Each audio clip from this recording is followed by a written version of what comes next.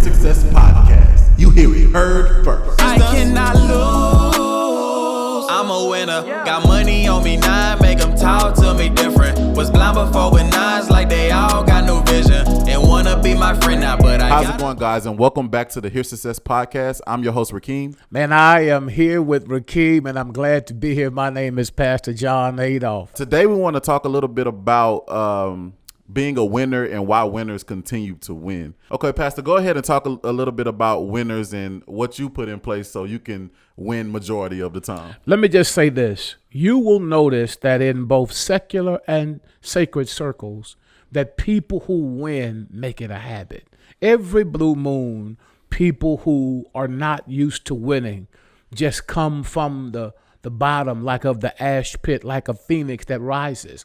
But for the most part, the winners are habitual, and there are reasons for that. Whether it's Phil Jackson and the Chicago Bulls or the LA Lakers, or whether it is a Bill Belichick and a Tom Brady, it doesn't matter whether it's a Ray Kroc and a McDonald's or a Lee Iacocca and a Chrysler. It doesn't matter. Winners have patterns and paradigms that push them to excel when others remain mediocre.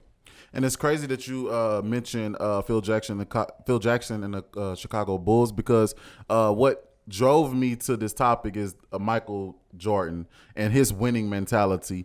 And as you said on the last podcast, if you were going to be on his team, you were going to have that winning mentality. You were going to have that dog in you. He was going to force it out of you. He's going to pull it out of you. Mediocrity was not something that Michael Jordan wanted near him. And so, period, when we get to the end of the day, he pushed and propelled others to become their very best. And it's and another thing, when I was watching that documentary of Michael Jordan, it was a moment, I don't remember what the team he was playing against, but he had his foot broke or something like that, and they weren't going to make it to the playoffs anyway, but he was still playing hard as if they were going to make it to the playoffs. And it got to the point where a lot of people felt that the team was trying to lose on purpose so that they can get a better slot, because, you know, the worser teams get the best picks in the draft. And Michael Jordan came on in the interview and was like, I hope that's not the case, because I give it my all every time, and that's not a winning mentality. No matter what you say to me, the mentality, the philosophy, the mindset of a Michael Jordan has stamped our human existence for the rest of our time on earth. He just didn't play basketball. It was much greater. It was about perseverance, overcoming, meeting every obstacle, becoming his own greatest critic, becoming the person he had to defeat in order to win. And so I think there were many life lessons that have added Christological roots, Ri'keam, that make us know that Jesus taught that same principle. He just wasn't wearing Air Jordans. You know, the same idea of saying, hold on, you're built to overcome. Well, how do you know that unless you got something too big for you to handle, for you to be able to say, wait, can I do that? You know, the truth is you were made for it, you know. So when I say we're in the image of God, that's in every possible way. And when analyzing and thinking about winners and why they win, I noticed that it starts at practice. And a lot of people who have a history, or teams or clubs who have a history of winning, they're able to self-analyze real good. And even I in the past have gotten to the point where I wasn't able to look at myself and be like, this is what I'm doing wrong. And being able to self-analyze is kind of like a cheat code in a way. You know what it is? It is your ability to look at you and desire better. See, listen, if you are comfortable, happy, satisfied, good to go, feel completely content with where you are, you will never excel. In fact, if you ask me, Pastor Adolph, you know, you got here 24 years ago. How did you get where you are right now? The grace of God, number one, and a perpetual, insatiable desire to be better. I had a conversation, man, not long ago with my executive director, and she said to me, Pastor Adolph, you know, Jerry, when do we get to say, whoo, we made it? I said, when we become the best. And until then, you got to get better. Keep going. You know what? I'll never forget when this very podcast that I'm on right now was a thought. It's now reality. It was a thought for a while. Man, listen, this was Ladies and gentlemen, friends, this was a creative thought. Now it is an innovative reality that gets better and better and better. The first time we did it, we didn't have a set. Now we got a set. Whoo, I'm happy. What better is your own ability to say, and wait, hold on, an honest assessment that says, where am I?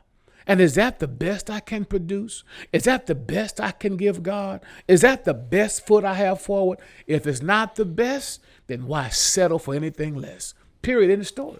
Yes, and another thing besides being able to self-analyze, they have confidence. And when I say confidence, I mean true confidence, not like, oh man, we're going to go out here and I hope we win. They see practice as a way to perfect their craft and not as a punishment. A lot of people, they be like, oh man, we got to go to practice. No, practice is what you need in order to get better and be what you said, be the best. You know what it is? There is a difference between arrogance, confidence, and excellence.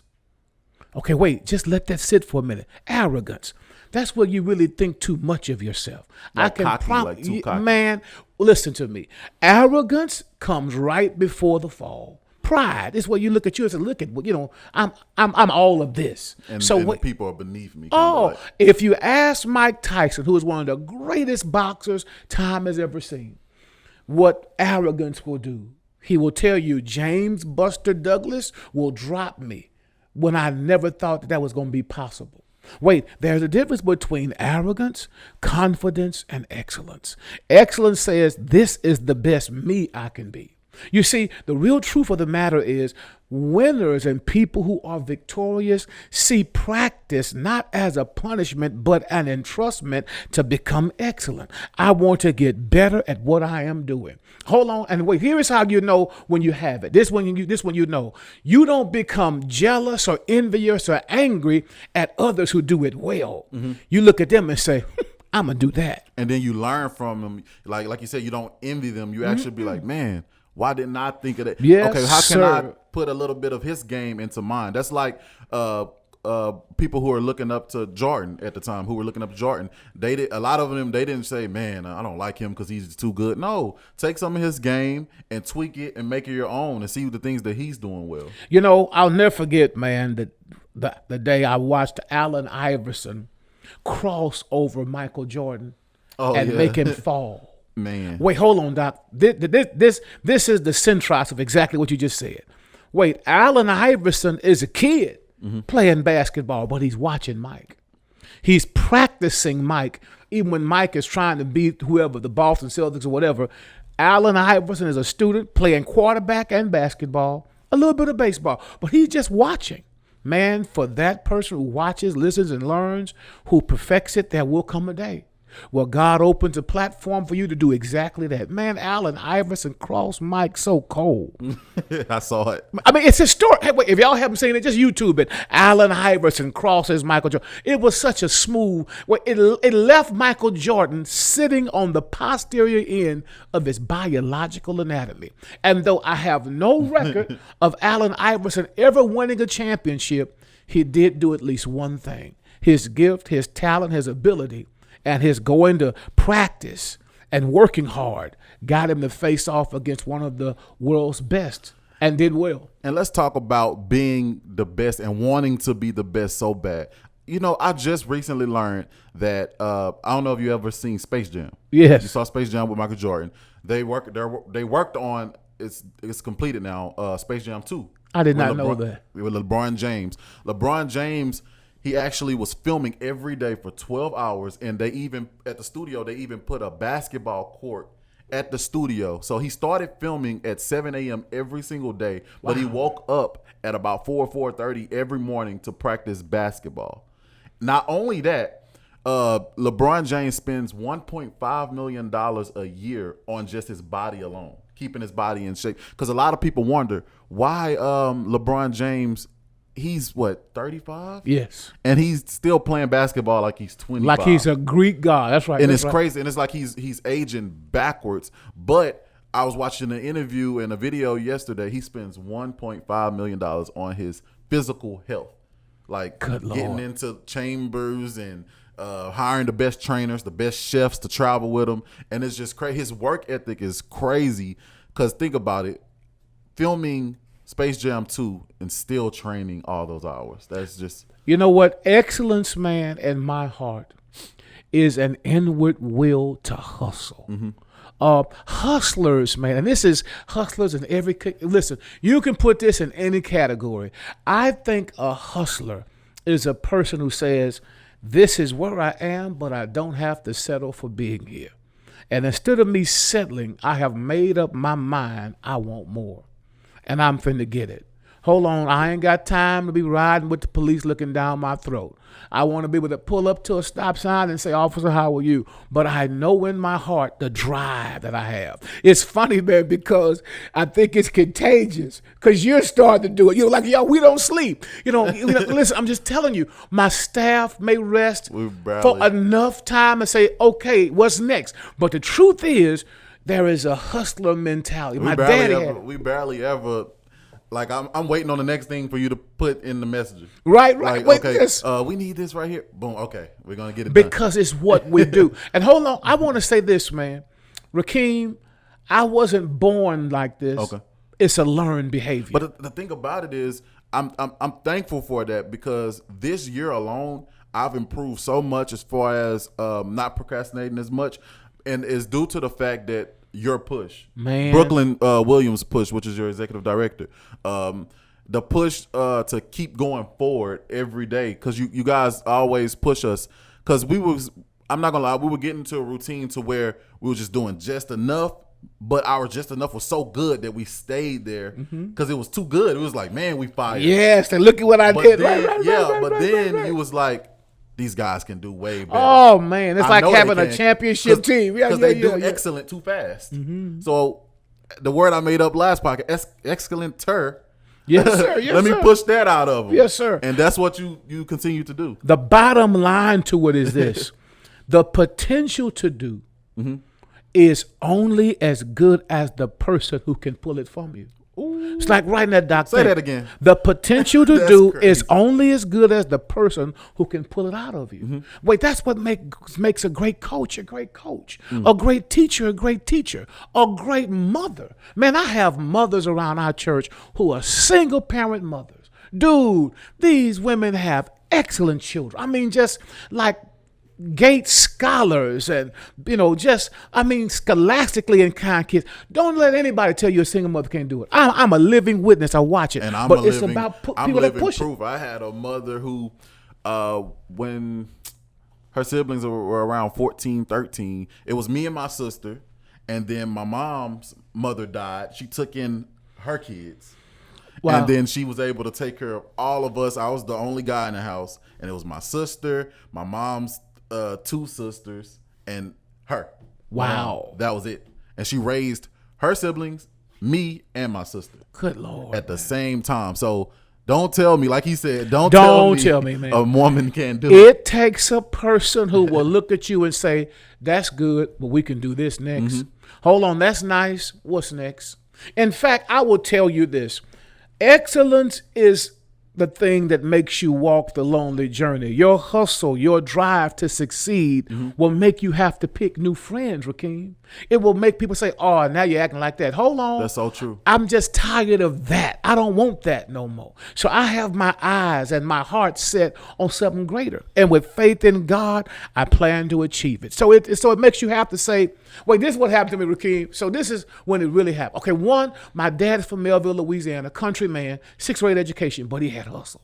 He was just a hustler, preacher, but a hustler. I never heard my daddy use profanity or raise his voice, ever. But he just had a hustler in him. But it made me realize at a young age, I want to do that. Well, watch this, Doc. I never forget this. I'm in my 5th year at Texas Southern. I'm supposed to take 4 years to graduate. I'm in year 5. Year 5. Wait, Doc. I'm nowhere near graduating, right? And I'm sitting on the strip where all the pretty girls walk, everybody going to class. We just hanging out. And one of my friends, Ri'keam, had a buddy from South Houston who walked down the strip, and old boy hollered at him and said, hey, man, where you going? And he said, nowhere. And my friend sitting next to me said, hold on, I'm coming with you.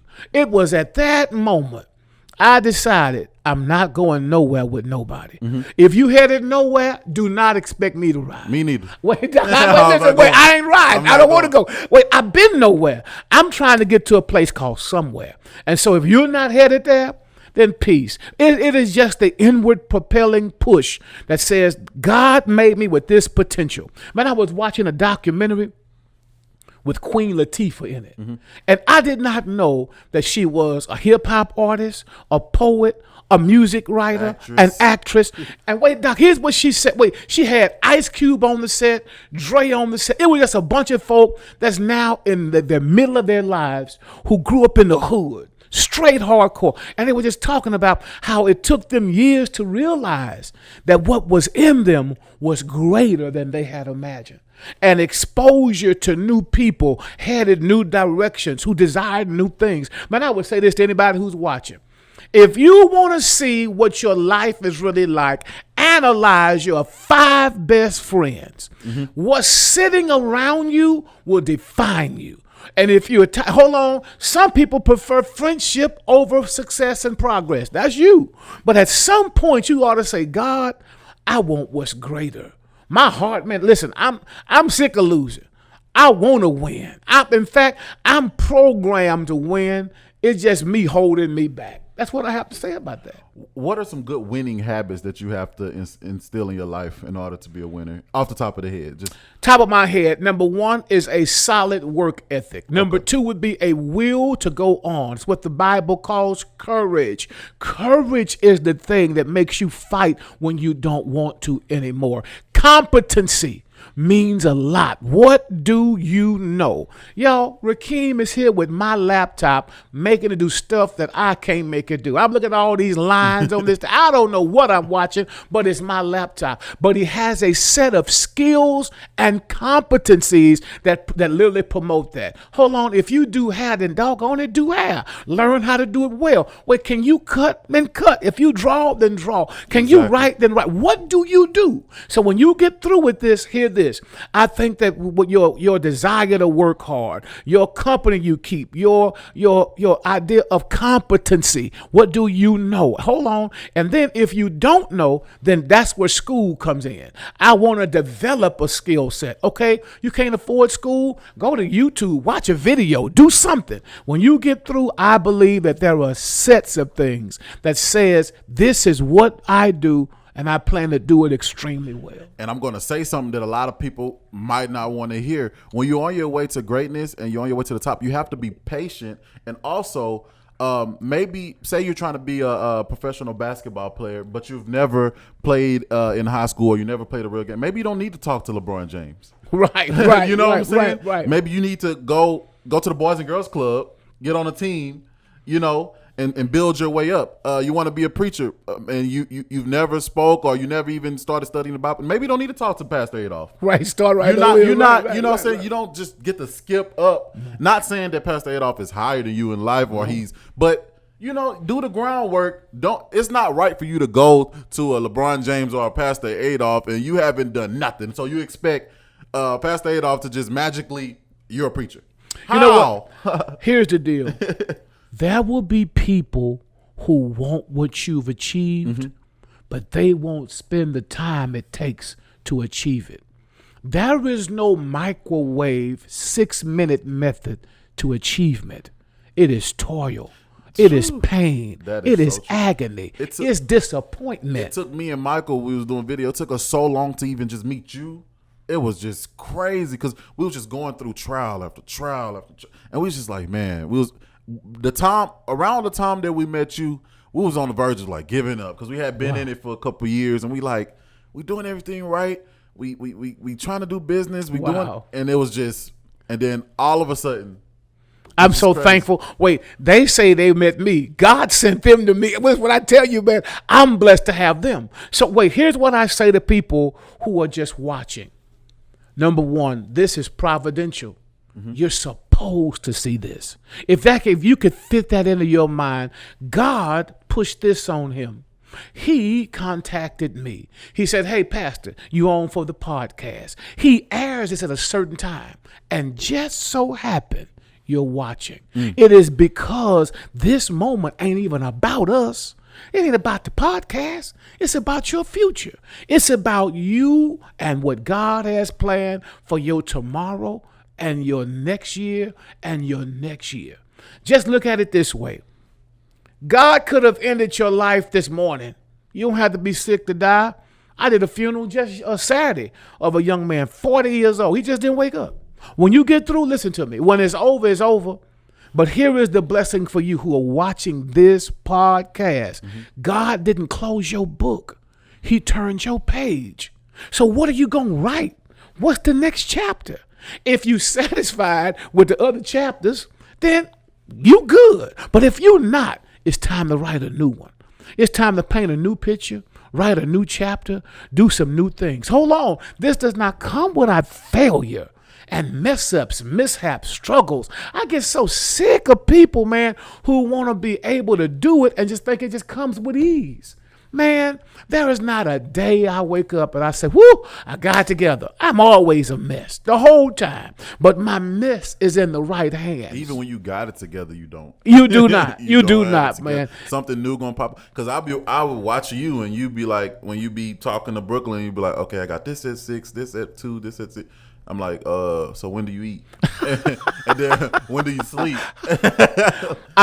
Listen, man, I love my wife so much because it's been 24 years. This year's 25. Wow.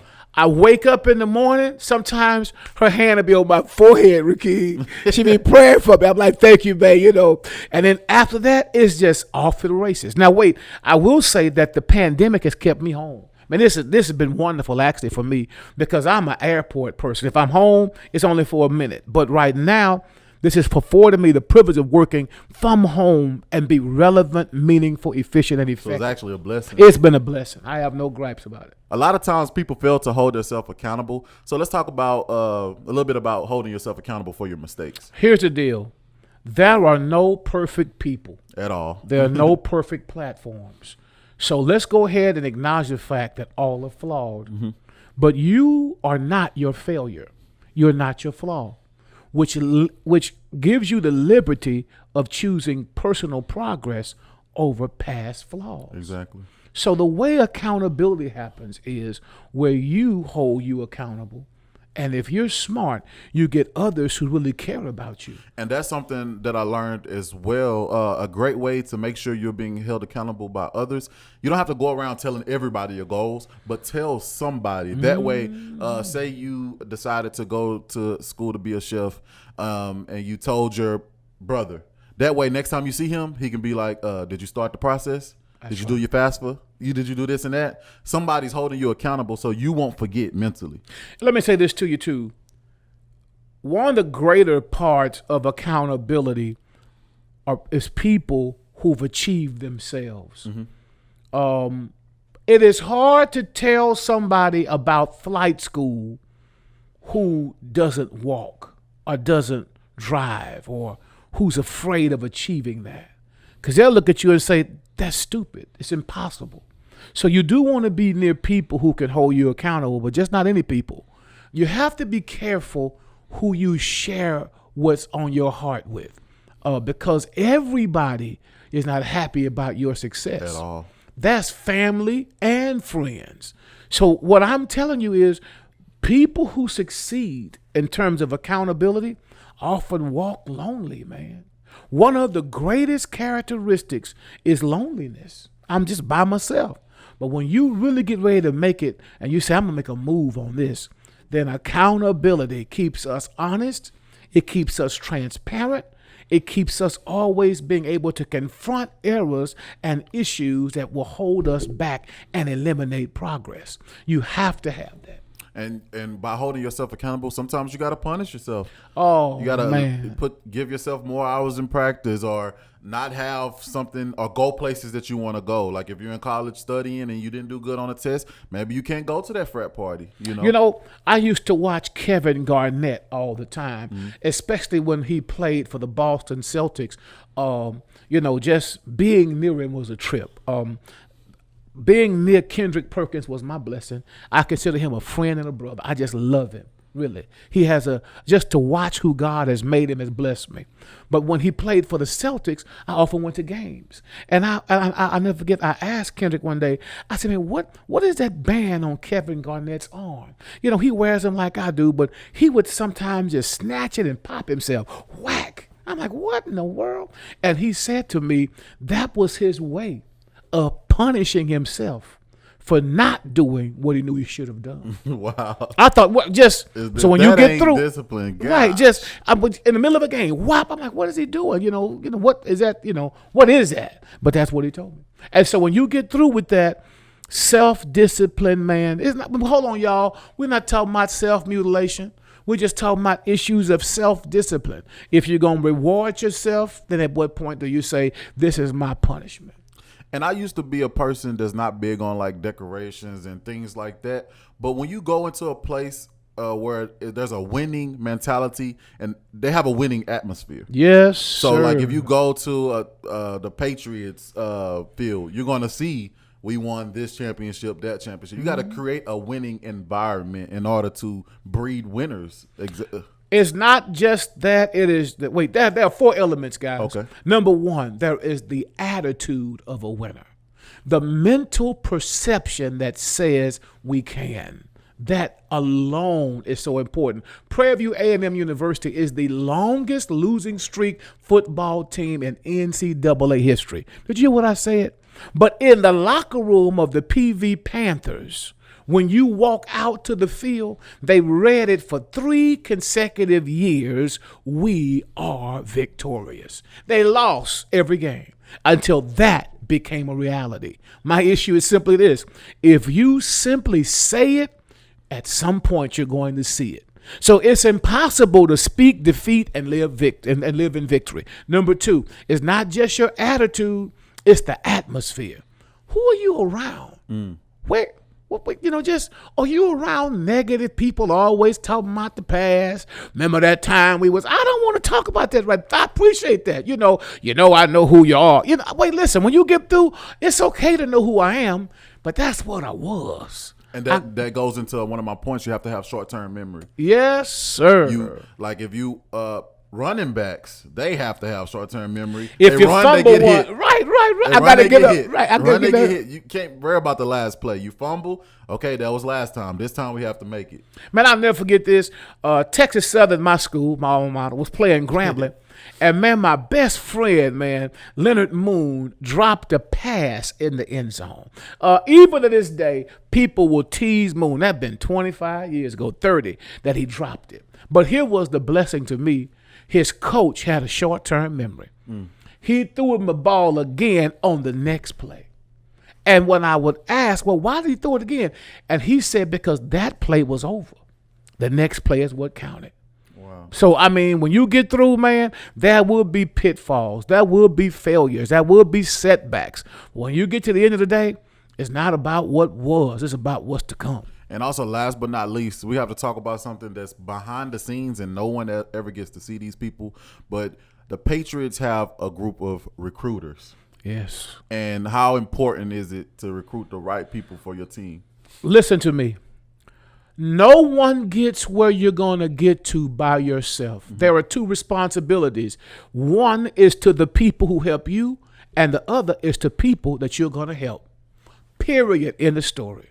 So at some point, you have to partner with somebody who is greater than you at what you do, who will allow you to be a student of that. Learn it. Then after that, you're going to learn that craft. You're going to perfect that thing. And at some point, you become the teacher. So when you get to the end of the day, it's a 2-way avenue that's beautiful. Somebody helps you, and you turn around and help other people. I feel like this podcast has been one of the best so far. I have enjoyed it. We're getting better and better. But if you guys don't know, we are in Southeast Texas, and we missed the hurricane just by a thread. But our neighbors were hit hard in Lake Charles. Cameron, DeRitter, Vinton. Yes, sir. And what are some of the efforts that we're doing right now in order to help those? Guys, listen, if you're watching this podcast, our hearts, hands, and help are aimed at Louisiana. The eastern Texas border as well, Orange, Texas, Bridge City, but Louisiana. And we have resources that have been garnered and given by people like you to empower people like us to help them get back on their feet. And so just last week, we were in Lake Charles, Louisiana, with an 18-wheeler full of water, 2 40-foot U-Hauls full of supplies. This week, we're headed over to Orange, Texas, and in another few days, we're going to set up shop at a command center to help those who've evacuated who are dispersed. Hey, y'all. If you haven't seen Lake Charles, it's only because the media hadn't put it on television. Lake Charles, Louisiana looks like a bomb exploded. There are windows, buildings imploded, exploded. Just, it's in the worst condition. The electrical grid is down. The sewer grid is down. The water grid is starting to fail. So when I say this to you, I mean this. There's an easy way for you to help. Number one, you can correlate a group of people, go over yourself, and just help folk out. They need help in every capacity. Number two, you say, Pastor Adolph, I can't do that, but I will send resources. Go to our website, www.antiochbmt.org. Go to the online giving link, click Give Online. Make sure in the memo section you put Louisiana Hurricane Support. Man, we have had so many $10 gifts, $20 gifts. For every 20, that's 2 or 3 good pieces of material we can buy wholesale that's in bulk that allows us to get it and give it. And then listen, if you know people who need help, who are from those areas, put them in touch with the church, man, because we're here to help. And we're constantly praying that the hand of God is over Lake Charles and the surrounding areas and that we can get back, because I know we will. Yes. And you know, if you have been watching the podcast, we do have to do the quote of the day. And Pastor Adolph always has it. So give us the quote. Man, our quote of the day comes from a professor of mine whose name is Dr. Cleopatrick Lacey. Dr. Lacey has always said, maintained, and argued that if you want to see what your future really looks like, look at your 5 best friends. Man, today, my prayer is this, that your friendship circle, that's a concentric circle of human contact, shifts around you as God takes you to new levels and new dimensions of your human existence. Wow. And it's always a pleasure. If you're listening on the podcast app, any podcast app, I want you to go ahead and rate this 5 stars and come back and join us next week. If you're on YouTube watching, thank you for that as well. Subscribe, share, like, comment, and let a friend know about the podcast. And remember, you hear it heard first. Thanks for listening. I cannot lose.